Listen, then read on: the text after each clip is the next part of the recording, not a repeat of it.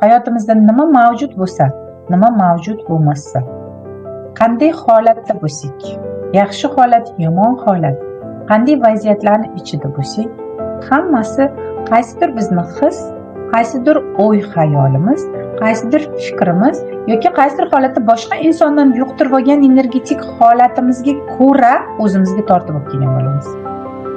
Chunki biz o'sha holatda yashadikki, qanchadir vaqt, o'sha negativ holatda qanchadir vaqt yashadikki, atrofimizga negativ asos yig'ildi. Negativ voqealar yig'ildi, negativ insonlar yig'ildi. Aynan bizga yoqmaydigan vaziyatlar yig'ildi. Chunki siz yoqmaydigan vaziyatni yashab yurdingiz. Keyin aytasiz, men yaxshi insonman, lekin meni hayotimda yaxshilik yuz bermaydi, faqat yomonlik yuz beradi. Yaxshi insonsiz-da, birovga yomonlik qilmayapsiz-da, lekin o'zingizni hislaringiz qanaqa? Chunki o'sha hisni chiqaradi, borliq xuddi o'sha hisni aktivlashtirib beradi. Aynan sizga o'sha narsalar keladi. Semizman dedingiz, bo'ldi, semizsiz ham, sizni semiz deb hisoblaydi. Har qayerga qaraganingizda semizligingiz haqidagi ma'lumot keladi.